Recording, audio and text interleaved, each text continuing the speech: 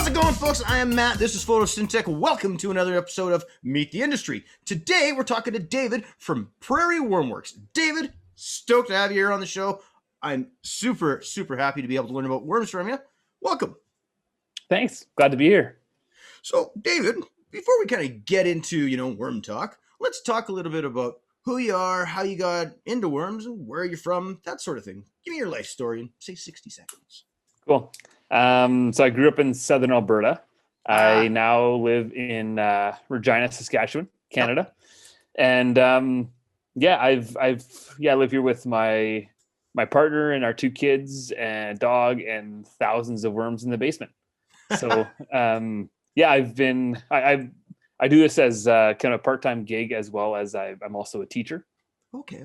And I basically have been farming worms since I moved to Regina. Got a bin and some worms from a friend when I moved in with one of my roommates, and it was mostly from a kind of waste reduction standpoint at that point. Right. But so that was about for 5 years. I never even really knew the potential of vermicast, or really how powerful worm castings were as a soil amendment. Yep.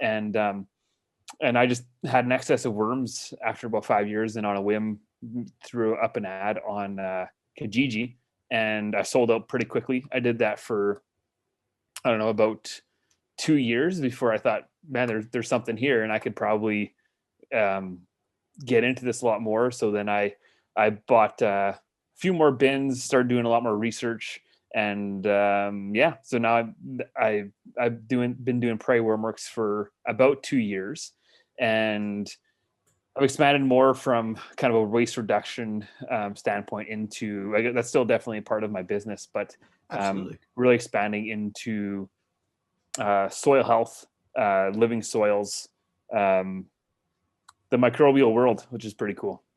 Good organic practices. And man, I couldn't agree with you more. It is the way to go. It's the way that we should be doing everything, this regenerative farming, saving Mother Earth.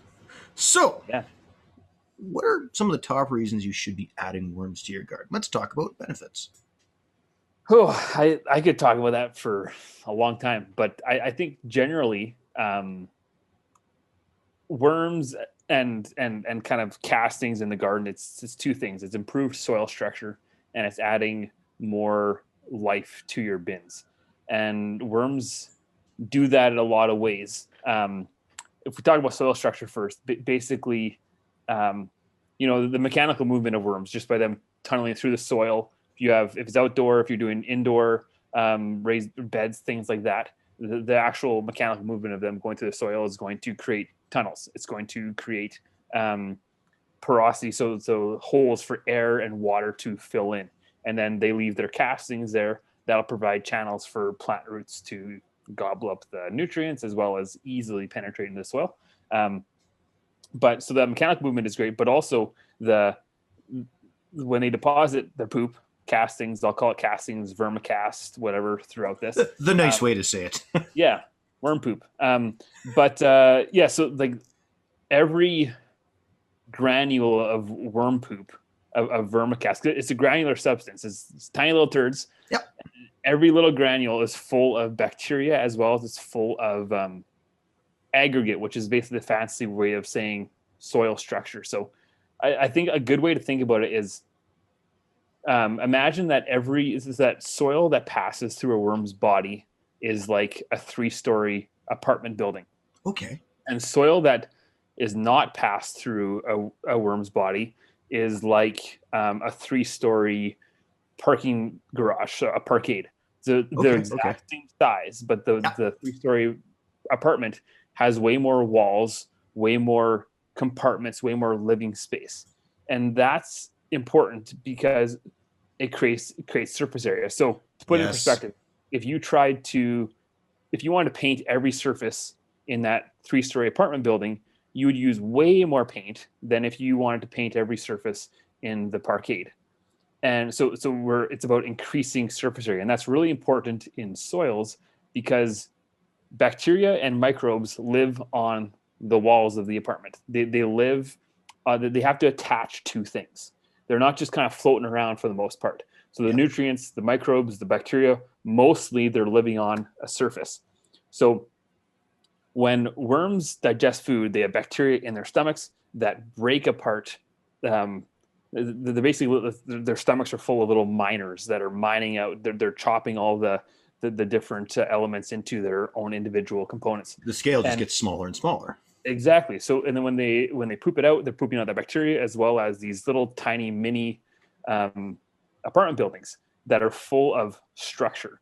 And so that structure is so water sticks to that structure, bacteria stick to it, microbes live on it, and that is really essential when you're trying to create a place for plants to grow, because plants need water, plant needs nutrients, and plant needs the microbial activity. So worm poop is you're pooping out tiny little apartments, and that's really good to have in soils. That's awesome. Just that black gold, that super healthy living material that's ending up right where it needs to be. And of course, the nutrients are then ready for the plants to begin to, well, eat and bring up and whatnot. So let's say I'm getting started and I want to bring up my own vermicompost system. What are some of the things I shouldn't be doing? Believing everything you read on the internet is the first thing. Yeah, no, that's good. But seriously, the thing is that worms are really resilient creatures. And so you can be doing a lot of things wrong and still keeping your worms alive. And people love talking about, blogging about their worms. And they're going to give you all their opinions. They're going to tell you how to do it, which is great. And I'm glad that people are talking about it. But if I give a personal example, when I first started doing worms, I used a bin for probably 5 years that I would never recommend to people now. And like the worms were alive, but I never harvested vermicast for 5 years. Like I could have been. So it means that I was missing out on a whole bunch of worm health. Like I could have, when you don't harvest your vermicast, you don't take out the poop, then the worms aren't super productive because you're creating kind of a sludgy, dense environment for them. Mm-hmm. Anyways, so the internet is full of like plans for how to make bins like this and stuff like that. So my general recommendation would be only take advice from people who are actually raising worms, because which makes the most sense. It does, but the thing is that the internet is full of people who are just, they found another plan on the internet and they're like, hey, I'm doing this, you should do it too. I went down that path, and yeah, of course, I did too. Systems, and I mean, let's get into that then. I was going to ask you this a little later on, but there are all these different systems available for vermicomposting. There's a single bucket, multiple tiered, screen systems, bag systems. I mean, where does a guy start, and how did you decide what was the best system for you? So yeah, I've used a couple different systems. It really depends on what your goals are. So if your goals are to harvest vermicast, then I would say that you probably want to use a flow through system. So they're also called continuous flow through, CFT. If you Google CFT, then you'll give a whole bunch of different plans. You can find do-it-yourself stuff. There's a whole bunch of commercial products available, but the idea is you put food in one end and then the castings come out the other end. So it's either a vertical migration or a horizontal migration. Basically, you feed one side and the worms keep coming up to that side, and then on the other side or on the bottom is where the castings come out. So the worms flow upwards through the system towards the food. You take the castings out the other side. So there's a lot of great, you can DIY your own systems, like stacking trays. There's a lot of popular stacking tray systems. You can build your own very easily. Those are excellent for if you're wanting to harvest vermicast. My caution with those is that figure out how to raise worms first before you do that, because the problem with CFTs, for the most part, and there are certain systems that don't have this problem as much, is that they tend to dry out a little more. By their very nature, there's porous layers. So either like there's a screen or there's holes in plastic or something, and the worms go up through the holes, and then you take out the bottom tray and get the castings. So basically, gravity the water will flow all the way down, and usually there's no way to keep the moisture in. So Right. if people aren't super attentive, they'll let their the moisture will just kind of drain right out if they're not watering it or whatever. And worms don't have lungs; they absorb oxygen through their skin. Oh, So okay. if there's no oxygen, if there's no water, there's no moisture, then the worms will die. Right, and then Um, bring them, or they'll at least try and go up to the top and yeah, whatnot. That's why we see them on the lawn when it's raining really heavy and the water exactly. Yeah. ground is So saturated. so that's why I recommend for beginners to use a single plastic bin. So not a two-tiered system where there's some sort of drainage thing, or like you see a lot of these systems that have a spigot for collecting. People call it worm tea, but it's actually leachate, which is not Yeah. always great for your plants because it can contain Okay. a lot of toxins and alcohols. But Oh, but if you have a single bin, then worms are able to self-regulate a lot more. It means you can be pretty daft or like forgetful, and your worms will still take care of themselves because if you don't feed your worms for a while, or if you haven't looked at them for a while, the worms will just migrate down to where the moisture is collecting at the bottom of your solid bottom container. But if you have two bins with holes in this top one, then the moisture will leach out and the worms will actually follow it down there. And then eventually that moisture will evaporate, the worms will die. So a single bottomed container, whether it's wood or it's plastic, is what I really recommend for people who are starting out, because it allows them to really figure out and understand moisture levels when it comes to how effective their worms are at adapting to certain food stocks, things that they're feeding and stuff like that. no, I think that makes a lot of sense. So then, talking about that single bin system, explain to me the mechanics behind it and how it works. Put worms in, they start eating, then what happens? Yeah. So the one of the major downsides to that is that if you want to harvest your castings, you need to separate the worms out. So it's essentially a batch system, or a single batch system, where you have your worms and your food and your bedding all in one. And then if you want to take the castings out, you have to somehow separate them. So there's a light separating system that you can use, or a method. It's basically, worms are photosensitive. They don't like light. Yep. So if you dump all your bin out, you make it into little mounds, little volcanoes, then the worms will bury down away from the light. You'd scrape the top off. It's worm free essentially, and then that's your castings. You'll end up with a little like clump of little knot of worms at the bottom. It's time consuming. You can also do it with a sifter. Like you can really easy do a DIY. You buy some 1/4-inch hardware mesh from one of the big box stores, and you staple it to some 2x4s, and you kind of sift that out, and Yeah. that'll allow I've seen videos out there too. yeah, So. it's pretty easy. You can even buy, like, actually one of my preferred sifting or sifters is just like I bought it from Home Depot. It's like an organizer. It's like it's a mesh organizing bin that's quite large, and like there's little like tiny little diamond shaped meshes, and you can find stuff like that in dollar store, Home Depot, things like that. So it's but yeah, that's kind of the downside to the single bin system, is that if you want to harvest those castings, it's a little harder to do. You can do things like you feed one side for 2 months, and then the worms will migrate over there. It's kind of like a mini uh, Okay. horizontal migration system, and then on the other side should be essentially worm free. It's never really worm free though, because worms their mouths are the size of a pinprick. Like they'll eat the tiniest little pieces of undecomposed matter. So they'll still find stuff in the things that you're not, in the part that you're not feeding anymore. Very interesting. Very interesting. So then, David, tell me, what do you think some of the bigger misconceptions about vermicomposting are? Number one is that worms do all the work. So, I Ah, mean, yes. the very name of it is vermicomposting. Vermi, Latin for worm. I mean, it's Latin. I don't know. Ver is French for worm, but so it's actually not the worms that do most of the work. It's all the microbes, bacteria, the the the molds. It breaks everything down. Does that first Yep. stage of Fungi. decomposition? Yeah, so that the worms can actually eat it. Because like I was saying, the worm's mouth is the size of a pinprick. So all those images you see of worms tunneling through apples, that's fiction. It'd be like it would be like us trying to eat an apple through a straw. Worms don't have teeth. Worms have their mouth is basically this fleshy pad that just sort of like try to suck things in. They don't have teeth. They break things up in their gut. They're like chickens. They have a gizzard. So there's all this sand and small particles in their intestines or just before their intestines that it like mashes all together to break it up to increase the surface area so that the bacteria in their gut is actually what breaks it apart, allows they break it into nutrients for the worm to absorb and then poop out the rest.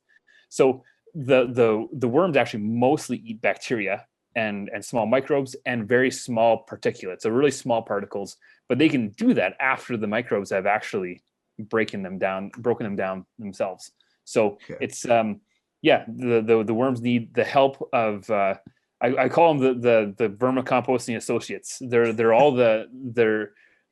essential. Without them, the worms wouldn't be able to actually take care of it. Which is I mean, this is kind of a tangent, but a lot of worms that you buy, people will sell them. They'll ship them in sterile matter. They'll ship them in usually like peat moss, which is a reason why a lot of people when they start worms like that, their worms will die off because they're not able to actually eat anything because the microbes aren't breaking things down. So there's nothing there with them. They're not sending the system. That makes total sense. Yeah. So like another I think this is you were going to talk about this later, but a recommendation I had for people who are wanting to get into this is to buy from sellers who are shipping their worms in some people call it worm mix or bed run, but you want to make sure that the worms are shipped in some of their habitat because it has those microbes in it. Because if sellers are just shipping to you worms by count or by pound and they've sifted them all out and just give you the big fat juicy worms and ship them in peat moss, then the worms are not going to do super well. Definitely something to think about and look for then if you are buying worms from somebody other than David. So what about seasonal considerations? Can you ship worms in the winter? Yeah, you can. I don't ship worms. I'm still small, and I'm mostly doing local pickup and stuff like that. But there are people who definitely ship them. I know lots of sellers in Canada don't ship during the winter or during like certain times of winter, February, for example. They wait till it warms up a little bit. But there are little tricks that you can do. You can increase the nitrogen in your bedding material so that it kind of heats up a little bit like a hot compost pile to provide a little bit of internal heat. Or people ship in styrofoam or things like that. But you can definitely still ship in winter, but it's more risky. And then so a lot of sellers don't do it just because then they have to deal with replacing worms and things like that. So fair enough. Nobody wants a worm popsicle. Yeah. So I guess why buy worms? Why can't I just go to the garden and take some worms? Well, they're a very different type of worms. So there's basically three main families of the worms. You have the composting worms, you have the traveling worms that kind of travel. They all have fancy names that I won't get into. That kind of travel horizontally, tunnel horizontally, and then the deep ones are like they're the deep divers. They live in burrows and they burrow vertically, burrows that are like sometimes 12 feet under. So they overwinter. That's crazy. And the deeper you go down, the stronger the worms are. You imagine that you need to be a pretty muscular body to be able to dig those burrows into because as you go down, soil's harder too, right? Right. So the worms that we're talking about are the wimpiest. They are the composting worms. They only eat decomposing matter, or mostly decomposing matter. Yep. And so we call them earthworms, but they don't eat earth at all. They only eat detritus, things that are dying, decaying. The further you go down, those are the ones that are actually ingesting earth. All of these worms are really they're good for, especially an outdoor worm system or an outdoor garden soil system. When you're indoors, you mostly want to focus on the top layer, the composting worms, because they live in the top 18 inches of soil. And if you have those other type, the ones that are in your backyard, so in your backyard, mostly you're going to find Canadian nightcrawlers, and they're not going to do well in an indoor grow system, or even like your raised bed that isn't anchored to the soil. They're not going to do well there because they want to dive deep 12 feet under. And That's some excellent advice, though, because a lot of people that are doing like these grassroots fabric pots, inside myself included, they're only 18 inches deep. So that's it, guys. Like red wigglers, don't be going for the European nightcrawler style. It's not going to yeah, work with your system. so yeah, so I mean, this brings up an interesting discussion. And so the European night crawlers, they're the middle system. Yeah, They're kind of like an epi-endogeeic. They are kind of both. So they're a stronger, more robust composting worm, but they can dig deeper. So they'll go deeper than the red wigglers that I sell, and 90% of worm sellers in North America sell red wigglers. yep, And so the European night crawlers, they're interesting because they will dive a little deeper, and they're still, like, you still need to have ample organic matter. So red wigglers, I was talking about how they're the wimpiest. yeah. They're not going to live in soil. So a lot of people, like, I get so many people email me and ask me, okay, I want to add worms to my outdoor garden, Mm-hmm. and they want to just, or I want to improve my my lawn. Can I just sprinkle worms on my lawn? No, you can't. You want to harvest castings if you want to improve your lawn or things like that. But the problem is that if you just throw worms in your outdoor garden bed, they're going to be living mostly in soil, which is very compact, and red wigglers are wimps. So they actually won't be able to get through it, and they need a really high in organic matter diet in order to live. So if you have a highly amended garden with like lots of compost, you're putting lots of mulch on there, yes, they will do fine. Yeah. So, but you need to have that really thick layer of mulch, Proper living soil and whatnot. yeah, exactly. So you do need that, because the mulch it's breaking down. That's the worms are going to eat. So you need to have that a lot of mulch, and some people are doing soilless mixes and things like that, and that's great. But you just need to make sure that there's a lot of organic matter in there for the worms to be able to survive and do well. So to touch on that real quick, synthetic nutrients, growers who use mostly mineral salts, is it bad for them to use worms? Would they be able to use worms, especially if they did maintain some level of organic matter in the soil, or maybe not the best system in general, do you think? Yeah, I think they'd have inconsistent to poor results, and that's, as I mentioned earlier, worms don't have lungs; they breathe through their skin. So salt wicks moisture, so away from their skin. So if there's a garden bed that has been highly amended by synthetic fertilizers, which are created with salts, I mean, it's a salt, so it's a soluble nutrient delivering system, then the worms will avoid that space. They'll eventually die, because them moving around in that system will dry themselves out. So, which makes sense then, yeah. So you want to avoid, if you want to have a system that attracts worms, especially if you're outside, you should avoid synthetic fertilizer, because it is so high in salts. And if you're doing some sort of indoor system, then it's the same thing. The worm, if you have worms in there, you're slowly suffocating them, because they're not able to breathe anymore because their skins dry out. Fair enough. I mean, it's an artificial system for the most part. There are guys out there who do that semi-combination of organics and synthetics, and that's really wide sort of door to walk through.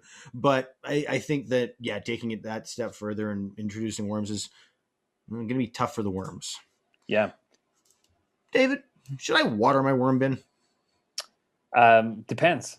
It depends on what your bin is constructed of, or what you're feeding, what your bedding material is. I should quickly explain bedding material. Worms need bedding and food, and in some cases, some things are bedding and food. So my worms, I feed a pre-compost basically. I hot compost, and I stop it just before it starts to mature, so it leaves a lot more nutrients still in the compost, and so there's lots of organic material still in there. The worms eat the microbes, and they also are able to move around. Bedding is basically brown matter. It's carbon it adds loft to your soil so that the worms can actually move freely through it. Because like I said, they're weak. They need to be able to move through it. So depending on what you're using for your bedding and your food, if you use a lot, if you're composting mainly food scraps, food is like 80 to 90% water. So you probably don't need to water your bin. And especially if you're using a single bin plastic system, then you definitely don't need to water your system. Now, if you're using a wooden system, some people are constructing, wooden flow through stacking systems. Yep. Then they can dry out, especially the corners. If you're doing like squares, the corners can dry out quite easily. And so basically what you're looking for is your substrate, your bedding, to be the consistency of a wrung out sponge. So grab some matter, try to squeeze it out. If you get a bunch of drops of water, it's probably a little bit too wet, but that's probably a better place to be than being too dry, especially if you're doing a stacking system, because then all the moisture will be leaching out and the worms will be following it instead of eating your food up here.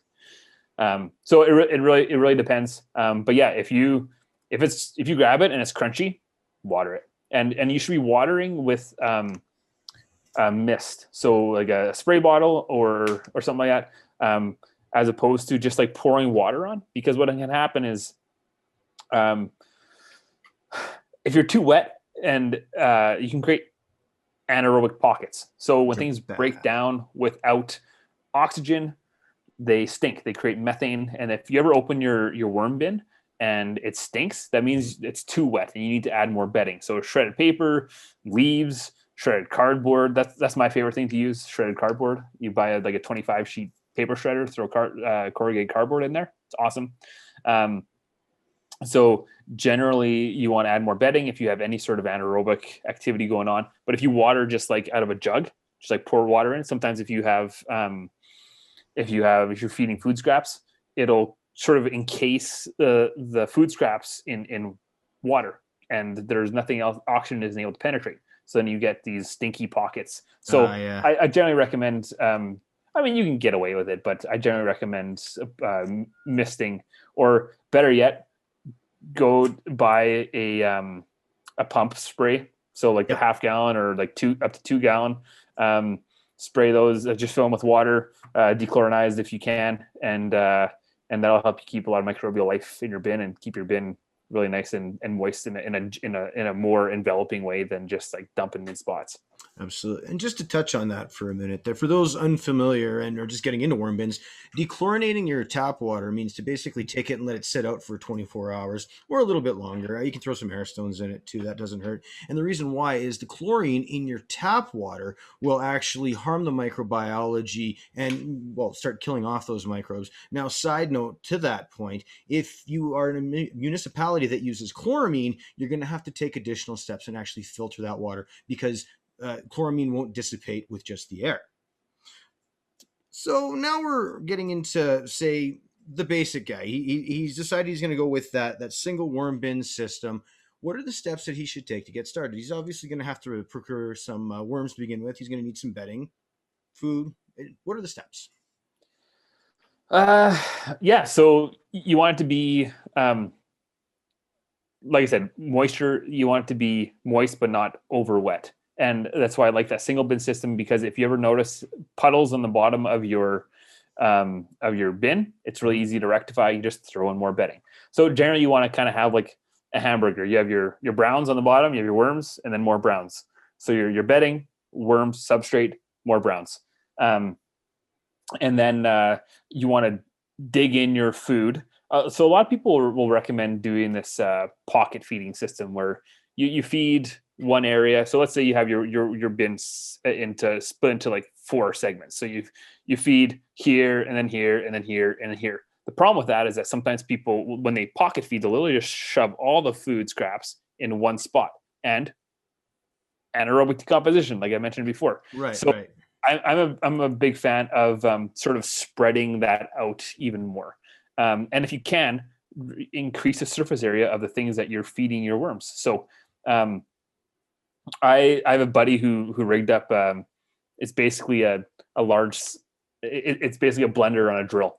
So I put it in the bucket, and it's got 4 metal paddles on it, and I just Beat blend it. up. And you don't want to make it into a mush, but you want to chop it up so that more surface area, the more you're able to, the bacteria can attack it. So, and then spread that food throughout your system, and then cover the whole thing with more browns. Because if a consideration indoors is especially fruit flies, and so fruit flies can only lay eggs on food decomposing matter that they can see. So if you cover everything with a layer of browns bedding, then the fruit flies can't see it. So that's important. That makes sense. But yeah, generally you want to keep your food scraps covered, and then you want to keep them sort of mixed in well. If you don't keep, if it doesn't stay strictly as that hamburger like browns, that's totally fine. Basically, you need that bedding in there to add loft to the soil in order to allow the worms to move around or the worms to reproduce. If you have a really sludgy, dense substrate, you're not going to find a lot of cocoons in your mix, because the worms are, it's not going to be an environment that worms are going to want to or be able to mate in. So you want to have that good loft in there, a lot of kind of air pockets. Things like avocado halves, shells are great. Cinnamon sticks, I often find like just tons of worms. You crack open a cinnamon stick or a Really? corn cob, like anything that they're able to get inside. That's where they like to go and get jiggy. Well, and you touched on avocados, and my viewers know I'm a big proponent of something that we refer to as Avocado Tech, where you'll take a half an avocado, mix it up with, say, a little malted barley flour, a little bit of kelp, maybe a little oyster shell flour, put that back in on top of the soil, and we actually feed the worms that way, and they create this nutrient-rich density right beside the plants, and really just wonderful, wonderful thing. It's something neat there. If you're not familiar, check out some of the other videos on my channel. I mean, like that would work. You could do it with any sort of melon too. Oh So yeah, cantaloupe, the idea is squash. you're given, so like I said, tiny little mouths, Yep. no teeth. They need something that's easy to chew. Yep.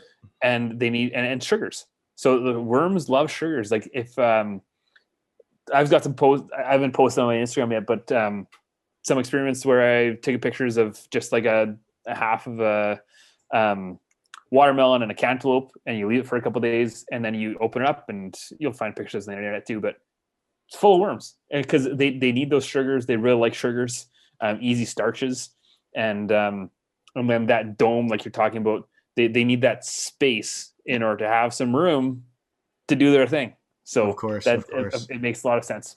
Yeah, and just an aside on that, I'm planning on pulling some worms out of my worm bin here this week, and I threw an avocado in there just to pull some out and get a handful to put into the new bed that I recently put together. So, David, I think getting probably to the last question here. Awesome chatting with you today.